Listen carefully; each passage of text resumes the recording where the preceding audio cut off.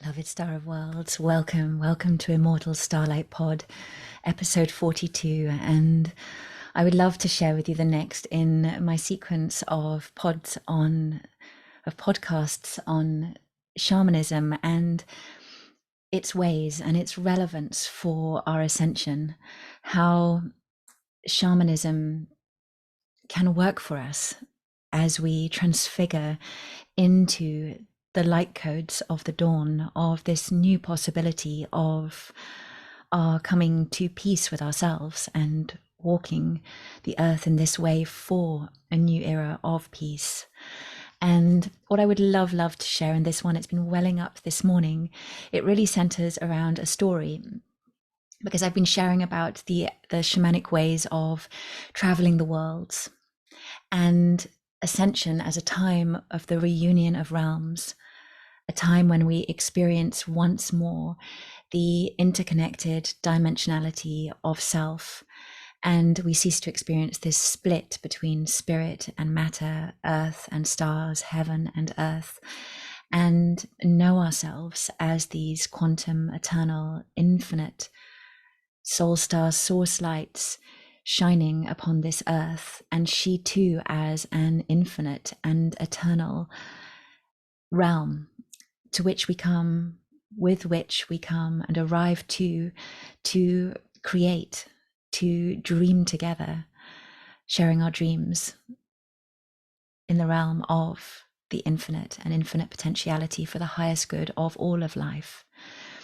And with this return, this way of remembering ourselves, the shamanic model, which has long since been based in this awareness that the worlds are one and are ways designed to return our consciousness and maintain our consciousness in that state, that with this model of, as I've spoken, of the journeys between the three worlds, so the middle world being here, the etheric counterpart, if you like, the domains of energy that are the etheric counterpart to our physical reality, and then the deeper frequency dimensionality of the lower world, of the other world, of Earth herself, and those domains of energy, of power, and so too the upper world, the celestial world, the world of the stars and the heavens beyond.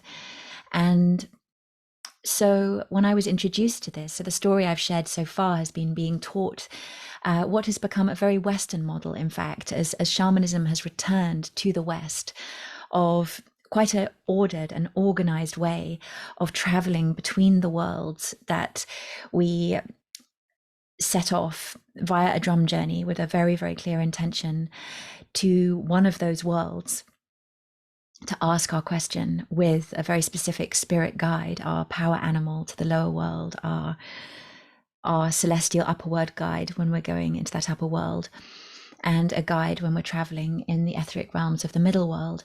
And so it's a very structured method that, to a great extent, yes, it is passed on through the original shamanic teachings of many different indigenous and native people who've carried the shamanic ways, but it's also, in the form it's taken in the West, been developed or evolved to be in that place, exist in that place where shamanism re-enters the Western stream of consciousness, and designed in such a way that it can meet us in our modern realities and be used.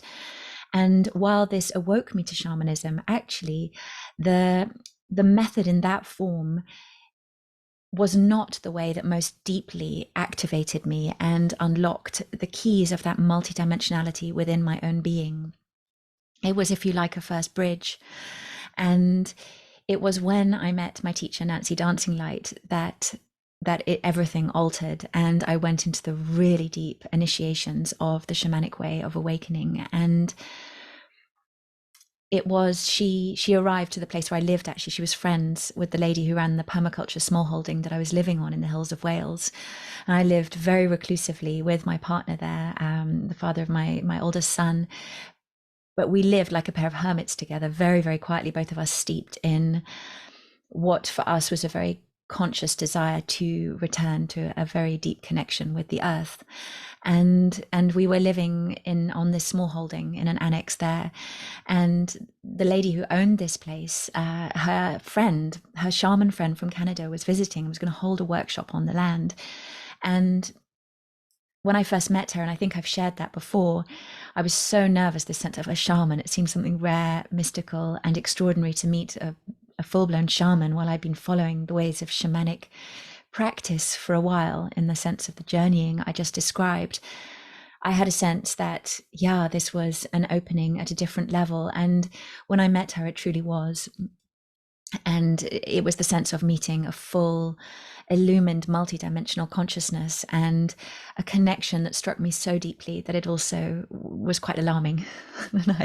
and I really, really was quite overwhelmed by this.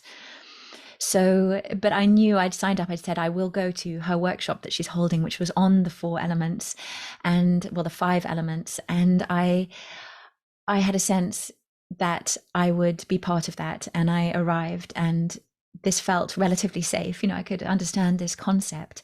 It was in a yurt on the land, and we all sat around. But what happened, and this is the story I'm really coming to, this was the moment, I think, when so much activated for me, and when it all became extremely real. And it was the moment when she said at the very beginning, so she introduced the concept of the workshop, the 5 elements, and my intellectual and my rational self and my aspiration to be closer to the earth that I was working with, all aligned with this. I was quite comfortable. And then she said, I'm going to come around and I'm going to do a soul greeting with each one of you. And she then, I think someone may have been drumming at the same time for her, one of her assistants, but she started moving around the circle, and one by one, her name, Nancy Dancing Light, her surname is Sherwood, Nancy Dancing Light, she works through movement. That's a lot of how her shamanic gift moves through her. And she literally shapeshifted, transfigured for each one, doing this movement dance, and the bird calls and the other dimensional sounds suddenly coming through her. And she shapeshifted and transfigured into a completely different language and space, greeting each one of us at a soul level in this way. And I was so startled by this. And I realized as she came closer and closer to me that, yeah, I was absolutely frozen up with terror by this level of connection, and also utterly mesmerized, because I could feel in my being that I understood the language that she was speaking, and the language of her movements, speaking and flowing directly to the beingness of each one, to the soul essence of each one, a language that transcended the layers of who we say we are on the outside to who we are at a direct level of beingness. And when she came to me, so each one, actually, part of the encounter that she mentioned at the beginning is that we would also, make a movement back, answer that call, that soul greeting. And every person managed to make a gesture, in return, a movement to step across that divide, if you like, of the rational self, and make a movement, a gesture back of greeting. And when she came to me, I just absolutely froze. And it sounds so embarrassing, but all I could do was I stuck out a foot and just was able to wiggle it a tiny bit, so frozen by this other dimensional language, and the language of the birds, the language of the stars, the language of the dimensionality of our light, of our beingness. And so I came away from this, and actually I was so frozen and so challenged by that I actually dropped out of the workshop after that. I didn't come to the second day. I made an excuse. And I so wanted to be able to reassert the boundaries of where I'd arrived at in consciousness. I so wanted to assert to myself that was okay, that I'd gone far enough. I was out in nature every day, listening, writing, responding. And what I had seen in that moment of meeting with her and experiencing her work and her connection at that level, which was, I had thought I was entering a very deep sphere of connection, but what I saw was that it was like I was like a butterfly. I was approaching, but I was fluttering at the edge of a deeper mystery. And I was so challenged by this new perspective on where I was that I tried to block out its reality and reassert to myself that I was actually, at exactly the level of connection that I needed to be at, and that this for me was the fullness of a pathway. And I think I managed for about a year and a half to maintain that stance with myself. But as whenever we've gone into separation, I was thenceforward in so much discomfort.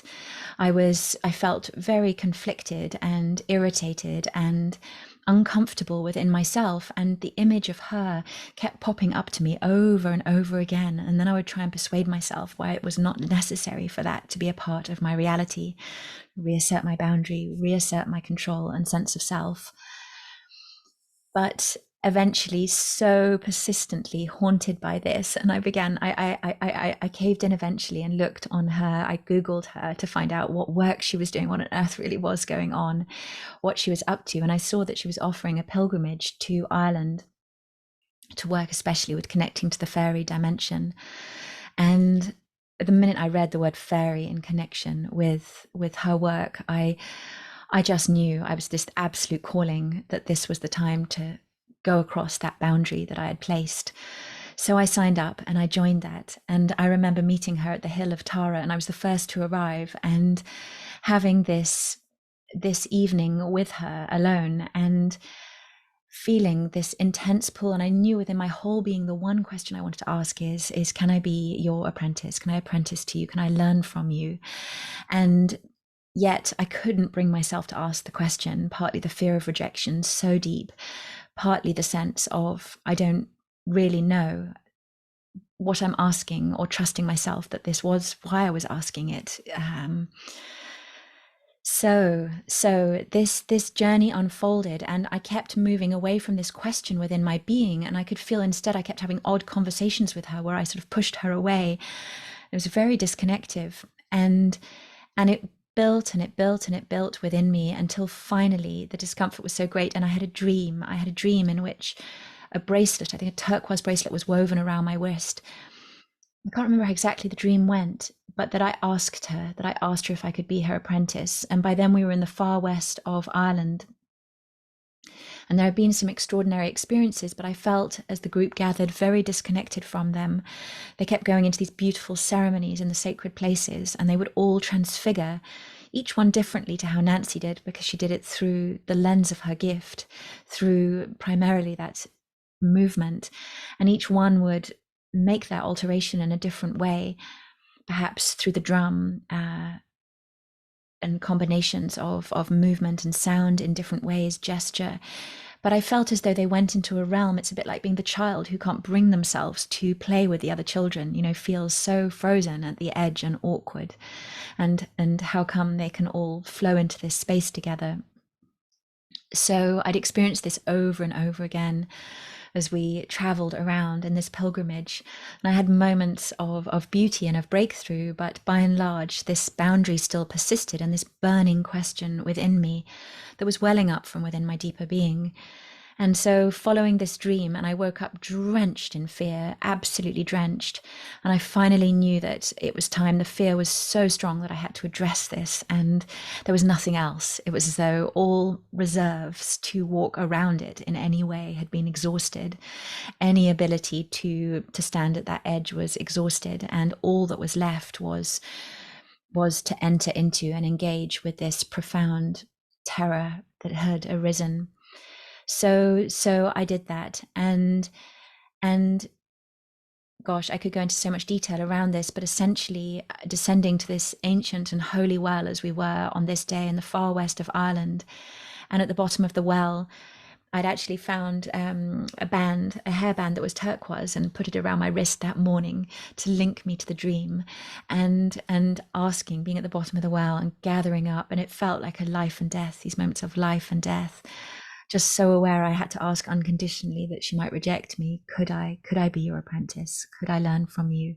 To let this kind of primordial question well up from my being that my rational mind just had no safety nets around. And so the question asked, I then flowed into the greater wholeness of my being. And she came and she embraced me, and there was this moment, and I actually wasn't quite sure if that was a full yes, or if she was considering it, but I knew I was fulfilled what my soul was asking me, which was to ask her the question, to follow through on that deep intuitional knowing that was flowing up from within my core being. And what I really wanted to share is that the cumulative moment, there were many, many tender and extraordinary moments on that trip. It absolutely burst me out of the cocoon that had bound me in so many ways. But at the very, very center, we came to Bridget's Well in Ireland. And we were in the churchyard there. That's the part I really wanted to share with you. And there was this, we'd gathered some marigold flowers for the ceremony. These, I think they were yellow and orange marigold flowers. And once again, I found myself in this situation. They began in movement all around. There was even this marigold flower at the heart of our ceremony, and they went into this spontaneous flow. Now, just to distinguish, this is what had really called me. It seemed Nancy just traversed across into a spontaneous other dimensional flow within ceremony that was very different to a structured formula of traditional ceremony. And for some reason, this drew me more than anything else. I knew this intuitional, creative flow of expression from the deeper self was very much, there were elements of structure, but then it became this movement of the greater self, this movement of light, of reality, and a profound trust in the self. And for some reason, I knew this was the key for me, but it terrified me beyond all measure because there were no guidelines. And once again, everyone else, the group, transitioned into this ceremony. And this time, I found it in myself to choose differently, because I could feel the stirrings of the language of the light within my body, within my being. I could feel it. And I knew where I stood at this place in the churchyard that my whole being pulsed towards the flower to raise it and to move it into this sequencing of directions, and then to offer to place it once more. And I could feel it as the most exquisite choreography arising crystalline within my being as the greatest gesture of love to all of creation. And this time I allowed the movement. And I remember coming to the center and that question of, will someone tell me off if I pick up the flower? Is it meant to be there? Will I break, alter, ruin things if I raise it? All of these kind of control questions, they pass through, but allowing them to be transparent and following through with my body upon the language of light, and raising up this flower and following through on the sequencing of these gestures, moving into the flow, and then placing the flower at the heart once more. And that for me was the absolutely transfigurative moment when I crossed that threshold and began to be the play of this first light within my being, within my body. And I think that's what made the difference for me, was that Nancy had given her body, she gave her body and her voice, her sounding across into this other dimensionality of the light to become that dancing light. And while I journeyed and I'd allowed through the light information within my being, when I traversed through the rhythm of the drum beat, I had never given the fullness of my whole being across to this language of light. And once I did that, I was, if you like, in a different existence. The existence that I walk now was conceived, was begun. And so that is why I believe so deeply, and for me it has been an ongoing practice, this language of light. And you'll hear me speak it in the podcast times, and I do this a lot within my own work, the shamanic work that I share through the Aurora and through my Elven Starlight writing programs, that is absolutely core and key to our greater return. Because if you like, we begin to allow through the greater consciousness of that which we are. We bring through the greater intelligence of the one who we are, of that soul star, immortal starlight of self. And in so doing, it is expressive, it is transformative. We could say it transforms the earth, it transforms the domains of consciousness around us, it transforms others, it brings great healing and benefit. Yes, and all of this.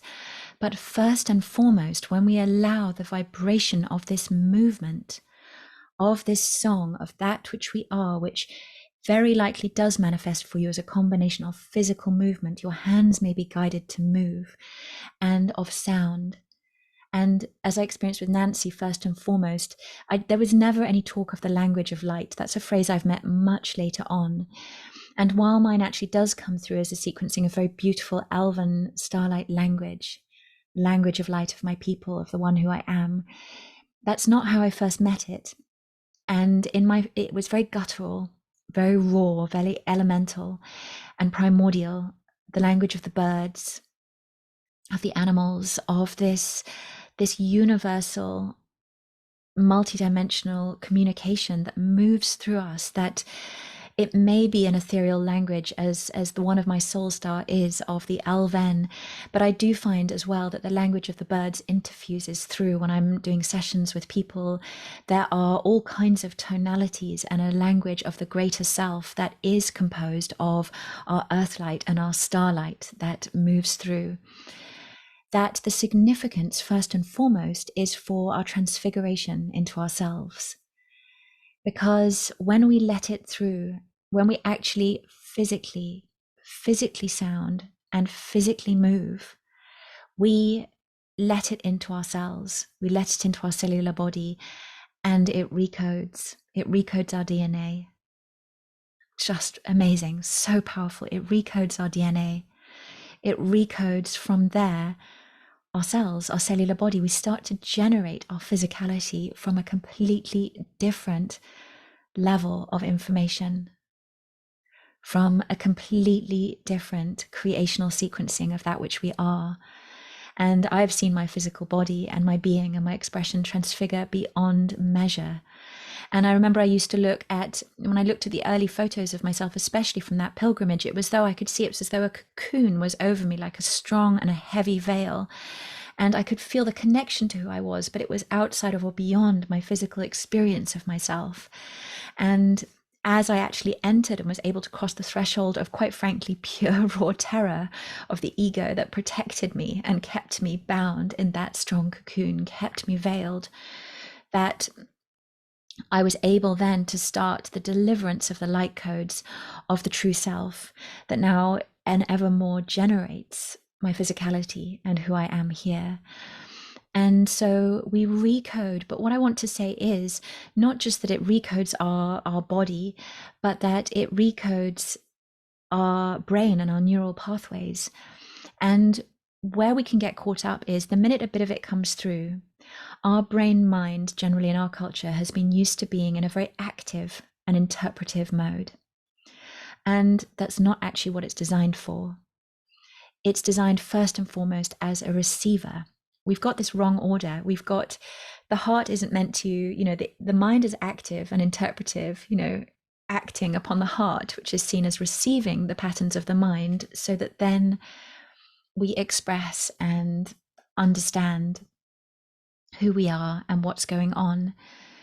It's actually a completely different design. When the heart mind of the greater self is working as it's designed to do, I believe, and feeling if this is in resonance for you, that the heart actually is much more the active component, that the heart is the active center of our intelligence, is able to transmit actively the greater knowing.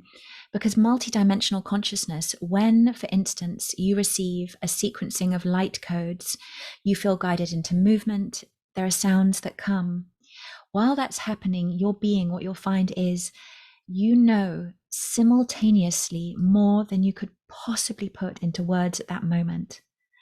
There is a whole body of knowing that comes into you very, very directly. It's a little bit like the knowing contained within an Egyptian hieroglyph, where noun, verb, adjective are all contained in that one hieroglyph. Now, for our modern languages, that would be contained within a linear sequencing on the page. It would be, you'd have your noun there, your verb there, your pronoun, your adjective, and so forth, all spaced out. But the language of light, it moves a little bit more like a hieroglyph. It's all contained at once. And so when I speak a string of Elven Starlight language, say within 5 seconds of that, There is what you might unpack if you were to write that down into 5 paragraphs or a whole chapter of knowing. Now, what we long to do almost straight away is to, so the heart is able to receive and know all of that immediately and to actively deliver that knowing. But what it can't do is transduce that immediately into the language of this world. That is where our neural pathways come in. That is where they are able to translate it into the sequencing of knowing and communication that we are able to share and experience here. So what we really want to do in that moment is to stay with the pure energy and let it recode, let the brain receive it, let our neural pathways stop being so hyperactive, stop being so active, to relax for a moment and actually receive, drink in this gorgeous, gorgeous energy and this greater knowing, not to worry about trying to interpret them with the mind's already existent conceptual pathways, because they will be inadequate.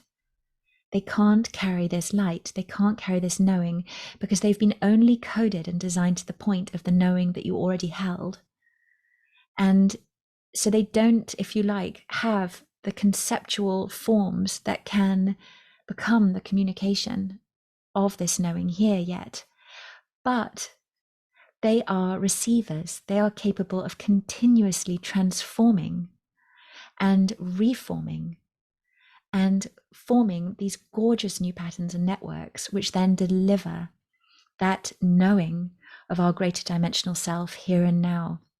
So wonderfully, we stop experiencing that painful divide of what we know in our heart and what we're able to express here.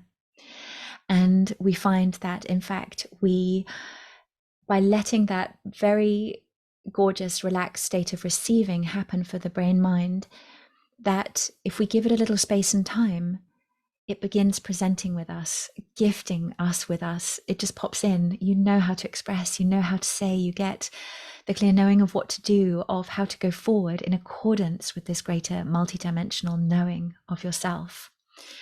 So we absolutely transfigure ourselves through the articulation of our language of light. Part of us might wonder, is it really necessary? Is there any point? And I hope what this pod has helped to illustrate is there is a point. There's a very, very powerful point to this, and to trust when you feel like doing it, really to trust that. So that's step one.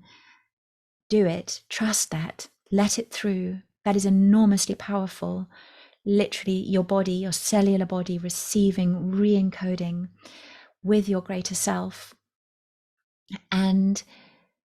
But then that second wave, so do it, and then instead of the automatic gesture, which is likely for many of us educated within the Western mindset of the last age, that instead of it getting active and trying to come in and say, what did that mean? Let me interpret that.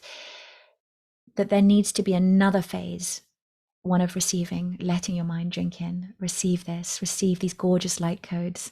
Our brains do need a chance actually to relax, to fill up with this light, this knowing.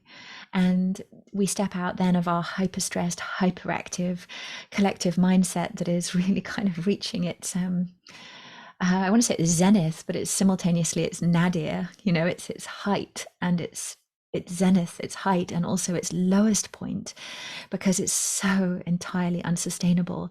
And our brain minds are absolutely beyond exhausted with this. And it's unsustainable for them. So they're reaching a kind of lowest and a crash point with that way of functioning. But also when we let them receive, what happens is our brain mind is able to evolve into its next phase for us as a human species. Absolutely quantum, superlative. We are not the kind of slaving away, worrying at, keeping up with. Instead, we step into the zone of our genius, of the miraculous presentation, elegant, refined, energy effective, sustainable of how we function as individuals.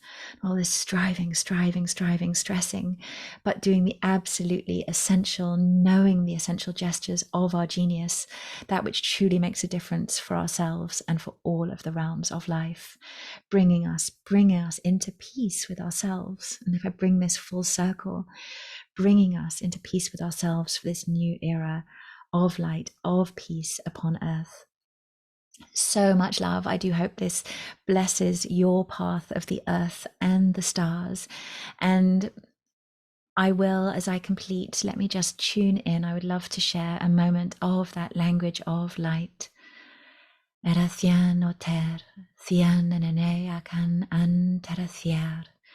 For ourselves as those returning upon the earth as the ones who we are, lights, stars of the dawn, Anyana Terathian, Erikianar Atyan, Ferathiana, to trust this language of light, Manananyana, the gestures, the power of the gestures of our return, Kirathiano Nananyana, Arakan Ananyana, and I greet you soul to soul and star to star, Korathian Otan, that we may know the peace, the communion one unto another of this greater genius of who we truly are, Enanana Rathian, and our co-creation, Thana, of the wise ways of this dawn of peace upon earth for all the worlds.